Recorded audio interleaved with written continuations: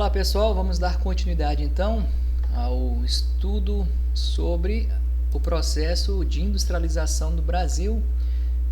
O nosso último assunto foi sobre o milagre econômico da era militar, do período de 1964 a 1985, mas esse milagre econômico foi um período determinado aqui de 69 até 1973. Em 1973 há o primeiro choque do petróleo, uma guerra lá no Oriente Médio, a guerra de Yom Kippur, vai causar consequências no mundo todo, onde o Oriente Médio vai diminuir a oferta de petróleo e, consequentemente, o preço vai subir. E aí nós vamos chegar num período chamado de a década perdida, década de 1980, basicamente o período entre 1979 até 1989. Por que essa década foi perdida? Ela foi perdida em que aspecto, em quais setores? Realmente ela foi perdida, São algumas questões que nós podemos nos perguntar para poder tentar entender esse processo que aconteceu no nosso país aí na década de 80. Então nós vamos relembrar aqui alguns fatos importantes. O milagre econômico se baseava na expansão do setor de bens de consumo duráveis. Tal expansão foi estimulada pela ampliação do crédito ao consumidor e também pela concentração de renda operada durante o Programa de Ação Econômica do governo PAEG. Pode-se verificar dois ciclos distintos. Isso aqui nós não chegamos ainda na década perdida, tá? É só para lembrar o que aconteceu no milagre econômico. 1968 a 1973 foi o milagre econômico, esse nós estudamos. Até chegar lá a primeira crise do petróleo, o primeiro choque do petróleo. E nós temos um período que acabou, acho que não sendo falado no último vídeo, que é de 1974 até 1980. Esse período vai ser denominado e vai aparecer nas questões para você como marcha forçada. O Brasil entendeu que esse choque do petróleo, quem estava à frente do Brasil entendeu que esse choque do petróleo de 1973 seria passageiro. Então o pensamento foi o seguinte: não, o mundo vai se abalar, mas o Estado brasileiro vai bancar todo esse prejuízo que possa ou que ocorra dentro do nosso país, porque esse choque do petróleo, esse problema mundial na economia, será passageiro. Então, de certa forma, o Estado brasileiro, e quando eu falo Estado brasileiro, eu estou falando com o E maiúsculo, o país, ele bancou. Então, assim, nós vamos caminhar para frente, nem que seja à força. A marcha forçada é isso, nós vamos caminhar para frente, nem que seja à força, vai ser forçada. Qualquer problema, o país banca, o Estado banca. Então, o período de 74 até 80. Mas o que será que aconteceu então em 1980? Em 73, eu já sei que foi o primeiro choque do petróleo, na guerra de Yom Kippur, lá no Oriente Médio. Então, de 74 para frente, o Brasil começa a bancar. De 80 para frente vai ser chamado então de década perdida. Beleza. O ciclo do milagre econômico de 68 a 73. Nesse período, acho que nós não explanamos muito bem isso no outro vídeo, na nossa outra aula, o Brasil vai implementar o primeiro Plano Nacional de Desenvolvimento, PND. Então, o primeiro PND foi pensado pelo economista Roberto Campos em 1967 e elaborado pelo ministro de Planejamento do governo Médici, o economista João Paulo dos Reis Veloso. O documento do PND, do primeiro PND, propôs 10 realizações para o país listadas resumidamente. Então, em 67, aí eu volto aqui atrás, 69 a 73 foi o grande milagre econômico brasileiro. Então, em 67 foi implementado o Plano Nacional de Desenvolvimento. Repare que não tinha acontecido o choque do petróleo, não tinha acontecido nada ainda. Aqui nós estamos remontando um pouco para poder entender melhor essa história. Então, o primeiro PND, ele propôs a transformação social mediante processo de competição e integração, modernização da empresa nacional, a atuação eficiente do governo, mobilização intensa do sistema financeiro nacional e do mercado de capitais, implementação da política tecnológica nacional com foco nos setores que viabilizariam a indústria básica como energia elétrica, tecnologia nuclear, petróleo, telecomunicações, siderurgia, pesquisa mineral e pesquisa sideral. Aproveitamento de recursos humanos do país incluiu o programa de alfabetização Mobral e a reforma universitária. Isso aqui foi falado no nosso vídeo anterior.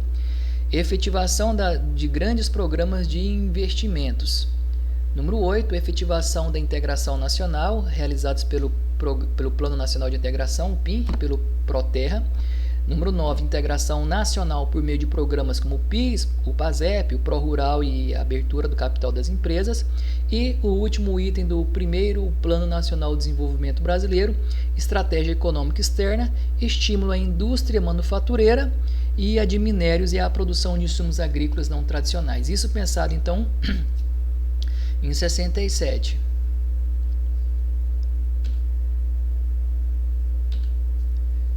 Os investimentos para essas realizações viriam. Quem é que iria bancar todos os investimentos do primeiro Plano Nacional de Desenvolvimento? O Banco do Brasil, a Caixa Econômica Federal, o Banco Nacional de Desenvolvimento Econômico e depois passou a ser Nacional de Desenvolvimento Econômico e Social, né, BNDES, e outras instituições financeiras da União.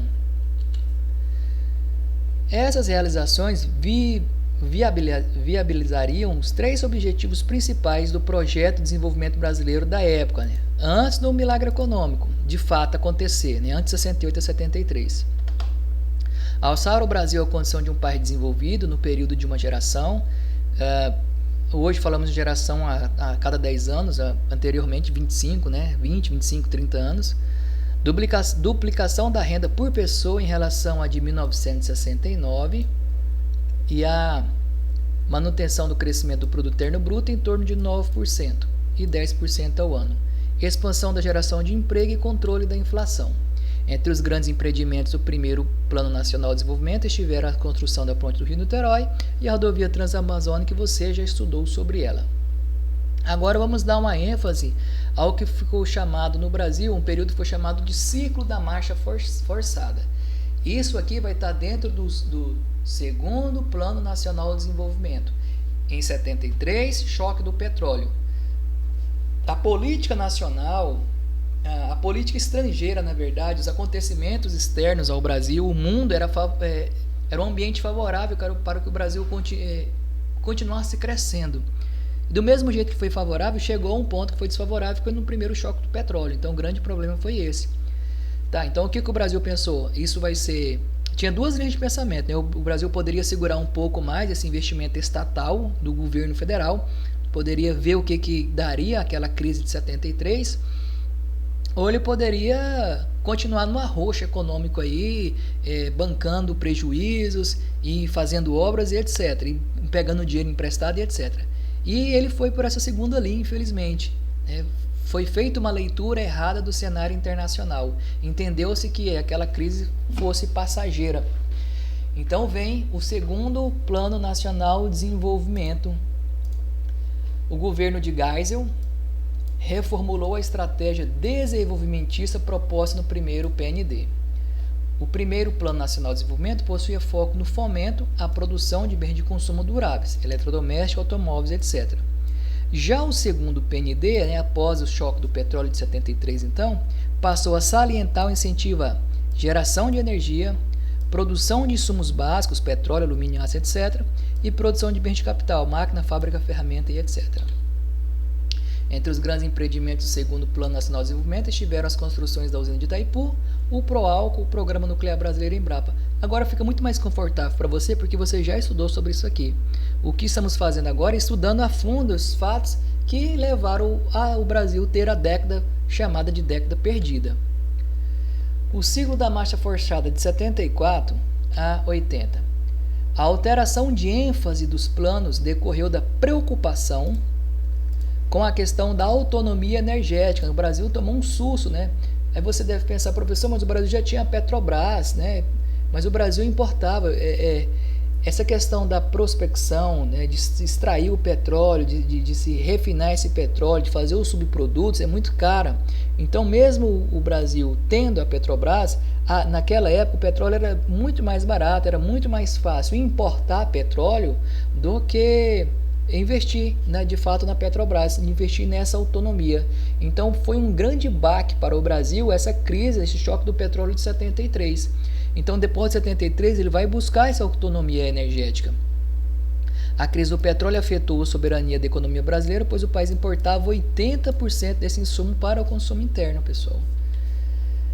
Ainda sobre a marcha forçada. Ao final do governo de Geisel, a dívida externa acarretou mais solicitações de empréstimos, avolumando ainda mais o endividamento. A dívida interna também cresceu, dificultando a correção monetária. Dessa forma, houve aumento do índice de inflação, que subiu em média 37,9%. Os trabalhadores padeceram ainda mais com o arroxo salarial, advindo da indexação realizada apenas anualmente. Apesar disso, houve crescimento anual do Produto Interno Bruto em torno de 6,7% entre 74 e 78. Repare que essa tentativa do governo após 1973, após o choque do petróleo, ainda foi positiva. O Brasil ainda continuou crescendo aí 6,7% o seu PIB.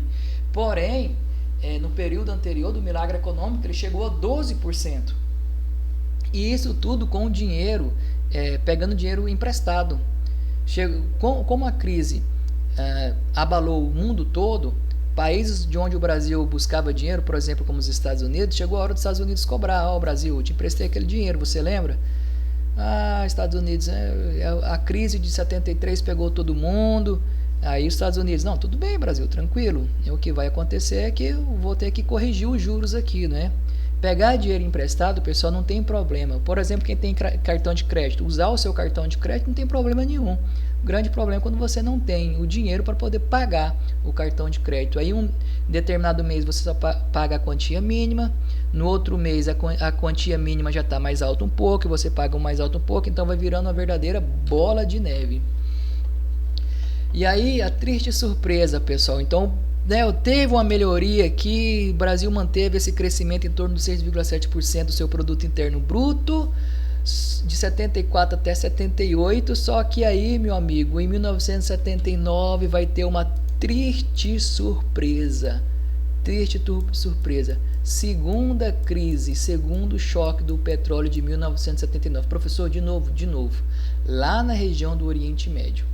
A segunda crise do petróleo ficou conhecida, porque houve o corte na venda e distribuição deste item por parte do segundo maior produtor mundial, que era o Irã, em meio à revolução fundamentalista pela qual passou o país em 1979. Você vai estudar isso no seu terceiro ano do ensino médio, a Revolução Islâmica de 1979. Antes, quem estava no poder do Irã mantinha contatos comerciais com os Estados Unidos. E aí vai haver uma revolução fundamentalista e quem vai assumir não tem contato nenhum com os Estados Unidos. E aí, em represária aos países que apoiavam os Estados Unidos, o Irã diminuiu o fornecimento de petróleo. Nesse ano, o governo impopular, notoriamente corrupto e pró-ocidente, que é exatamente o que eu falei agora, o Shah Reza Pahlavi, seria deposto por um movimento de cunho moralista e religioso, cujo líder era o Ayatollah Khomeini. O que é importante salientar que não tinha a mesma simpatia pelos países dependentes do petróleo, como acontecia com os responsáveis pelo regime deposto. Então, o Ayatollah Khomeini, ele vai dar a resposta agora para o mundo ocidental, representado pelos Estados Unidos e seus apoiadores, vai diminuir então a oferta desse petróleo no mercado, e isso vai até 1986, mais ou menos 89, se eu não me engano. Visando combater os efeitos inesperados, agora essa parte aqui é o seguinte, soluções e consequências para o Brasil. Então, repare que agora nós vamos entrar na década perdida, né? Nós já vimos aí os motivos. O grande problema foi o choque do petróleo em 1973, o Brasil entendeu que seria passageiro, né?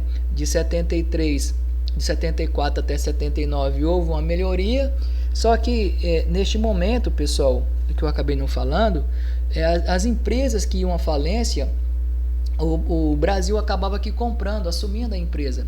E cada empresa, cada indústria que o Brasil adquiria era mais uma folha de pagamento. Então foi um período de grande estatização, né? Empresas particulares e privadas eram compradas pelo Estado. Estatização é isso, quando o Estado compra as empresas particulares e privadas. Tudo bem, ele comprava, mas aí a cada empresa que ele comprava aumentava a folha de pagamento, né?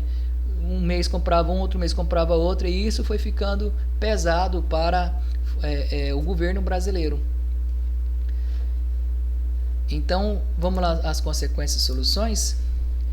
Visando combater os efeitos inesperados segundo a crise do petróleo, o governo tenta desvalorizar a moeda. O que é desvalorizar a moeda? Vamos pensar aqui, pessoal. $1 é igual a R$1. $1 é igual a R$1. Um país qualquer, um país qualquer da Europa, vamos por exemplo falar Espanha. A Espanha quer comprar caneta, um exemplo, caneta. A caneta aqui no Brasil custa R$1 e nos Estados Unidos custa R$1. De quem será que a Espanha vai comprar, sabendo do tipo de indústria, desenvolvimento industrial que tem? Certamente vai comprar nos Estados Unidos, não é? Porque esse país tem uma melhor indústria, então a Espanha vai imaginar que o produto seja de melhor qualidade. Agora, se $1 equivaler a R$10, essa desvalorização da moeda, com $1 eu compro R$10, então vai ficar muito mais atrativo para o país de fora comprar essa caneta, essa Espanha que foi o exemplo, comprar essa caneta aqui no Brasil. Ao invés de com $1 ela comprar uma caneta, ela vai comprar 10 canetas aqui no nosso país. A desvalorização da moeda é isso, é tipo de país subdesenvolvido. Então, quando você vê no noticiário, né, nossa, o dólar está igual ao real. A parte boa é que nós conseguimos, né, ao contrário, comprar objetos, né, dos Estados Unidos, consumir produtos dos Estados Unidos, porque nós temos um poder de compra, se for R$1 igual a $1, por exemplo. A parte negativa é que é o seguinte, né, a parte negativa para a venda do produto. A indústria brasileira, ela entrou, estava sucateada nesse momento. Nós vimos nas explicações anteriores, a indústria estava sucateada, então não se tinha produtos de qualidade. Então, mesmo desvalorizando a moeda, o Brasil não conseguia mais vender. O cenário internacional não era favorável para o Brasil. Escassez de empréstimos, né, porque o Brasil pegava empréstimo, os países estavam passando pelo mesmo problema. Juros exorbitantes, dívida externa crescente. Sucateamento industrial e de grande folha de pagamento onerado pelo Estado. Abandono do nacional desenvolvimentismo e início do neoliberalismo, que vai ser a partir da década de 1990. Tá? Vai ser a nossa próxima aula falando sobre o neoliberalismo, então, que vai começar na década de 90. Então veja que a década ela foi perdida exatamente por isso. Só que nós temos movimentos importantes ainda dentro da década de 80. Nós temos o movimento Direta Já, um movimento político de cunho popular que teve como objetivo a retomada das eleições diretas ao cargo de presidente da República no Brasil, tendo mobilizado milhões de pessoas em comícios e passeatas. Pode conversar com o pessoal da década de 80 aí que eles vão lembrar do movimento Direta Já. Eu quero votar para presidente, por eleições livres e diretas para presidente contra o arroxo e o desemprego. Tudo aí na década de 80. A eleição indireta de Tancredo Neves ocorre em 1985, marcando o fim da ditadura militar, iniciada em 1964. Tancredo não chega a assumir, morrendo antes de sua posse, e o seu vice, né, em seu lugar governa José Sarney. Este aqui é o senhor José Sarney. Então tá, agora já estamos dentro da década de 80, né, com todos esses problemas, Sarney vai tentar aí fazer alguma coisa para melhorar. O governo tentou conter a inflação com o Plano Cruzado 1, mas conseguiu apenas baixá-la para 62% ao ano. Assim, após mais 3 planos econômicos de contenção, quais são esses planos? Plano Cruzado 2, Plano Verón e Plano Bresser, um após o outro, tá, pessoal?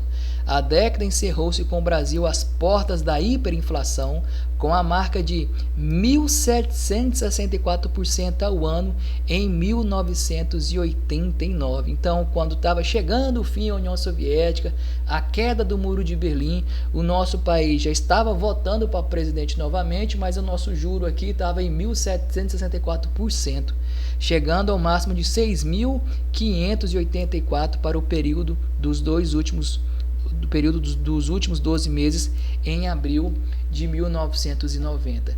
Tá vendo por que se fala em década perdida? as ações foram feitas de maneiras erradas, né? Talvez para aquela época pensou-se que ia dar certo, mas hoje a história comprova que foram tomadas decisões erradas aqui no nosso país. Só para termos uma ideia aqui, ó, do que aconteceu com relação ao crescimento anual do PIB no governo militar, né? Então, o Costa e Silva, aqui ficou lá em cima, tá? Isso aqui desconsidera, isso aqui ficou errado. Vamos aqui de baixo para cima então. José Sarney, um crescimento de 4,4% ao ano. O Figueiredo, de 79 a 84, 2,5%. Isso aqui então pós a segunda crise do petróleo. E o Geisel, 6,7% ao ano. De Castelo Branco, 11,9% ao ano.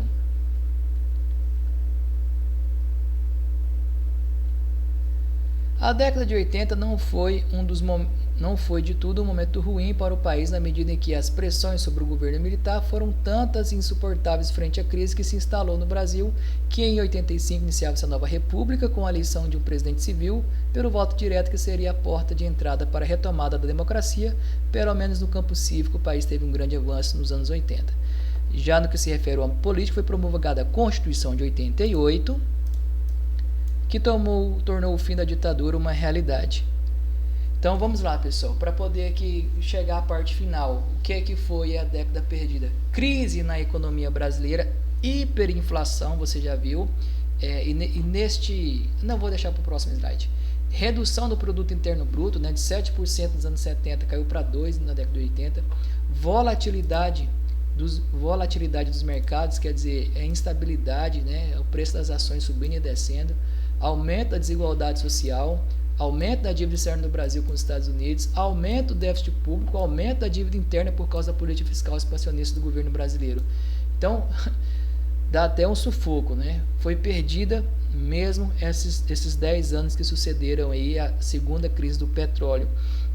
Por isso é interessante você entender um pouquinho de história, de filosofia, sociologia, geografia, né? A área de humanas ela acaba se ligando em todos os momentos. Um fato histórico que a geografia estuda, que é a Revolução Islâmica do país chamado Irã, vai ser o segundo choque do petróleo e vai interferir diretamente na economia do Brasil, assim como o primeiro choque do petróleo. Os anos 80 foram o enterro da expansão vivida nos anos 70, que ficou conhecida como milagre econômico. E aqui essa figura emblemática pode perguntar para os seus familiares aí que viveram nessa época. Este material aqui, o marcador não sei se assim é o nome, de colocar os preços, etiquetador de preço, né? Era comum você ver ele dentro dos mercados ali, porque de manhã o preço era um, daí a pouquinho à tarde o preço já era outro, porque era uma hiperinflação. E aí tem um hábito da população brasileira hoje, né, em 2020, há um hábito hoje que ele decorre lá da década de 80, que é o que? Receber o salário do mês, no início do mês, ir ao mercado e fazer a compra do mês, né, pegar o carrinho aí e encher, fazer aquela compra do mês. E a dispensa dentro da casa também é outra coisa, né, que é da década de 80, ter uma dispensa, né, armazenar. Por que armazenar? Porque naquela época os preços subiam muito, então se você não aproveitasse ali o primeiro dia do seu salário, quando os preços estavam mais ou menos estabilizados, na parte da tarde, se você fosse comprar, no outro dia já estaria exorbitante esse preço. Então essa característica do brasileiro fazer a compra do mês, encher o carrinho, ela é oriunda lá da década de 80, da década perdida do Brasil. Se você for pensar bem, é muito mais tranquilo hoje você aproveitar as promoções diárias do supermercado, comprar para a semana ou comprar aquilo que você precisa para o dia, do que você ficar estocando, você ficar armazenando. Tanto é que o primeiro almoço do mês, né, após a compra, é uma fartura, né? O almoço de domingo é Ave Maria. Vai chegando lá para o dia 25, 26, 27, a coisa vai ficando mais minguada, né? É assim, então o hábito de encher o carrinho hoje, que é uma coisa natural, ela remonta ao período da década de 1980. Pode-se dizer que a democracia foi um dos ganhos políticos da década economicamente perdida. Outro ganho foi o surgimento e consolidação de um espaço regional de coordenação de política, cujos desdobramentos positivos ainda fazem presentes, apesar das dificuldades da década de 1980, foi marcada por acontecimentos relevantes no que se diz respeito à aproximação dos governos latino-americanos. E a década perdida não foi só para o Brasil não, tá pessoal? A maioria dos países latino-americanos passaram por governos militares, posteriormente tiveram o mesmo problema que o Brasil. Ainda de salientar que na década de 80 nós vamos ter muitos movimentos artísticos, né? Muitos cantores, por exemplo, Legião Urbana cantando Que País é Esse, né? Nas favelas, no Senado, sujeira pra todo lado, ninguém respeita a Constituição, mas todos acreditam no futuro da nação. Que país é esse? Que país é esse? Cazuza também cantou. Claro que se eles cantassem no período da ditadura, eles poderiam até cantar, mas talvez só uma vez, né? Com certeza seriam convidados a se retirarem. Enfim, pessoal, essa é a década perdida. Espero que tenha ficado claro para você aí porque recebe esse nome de década perdida. Boa semana para vocês e até a próxima.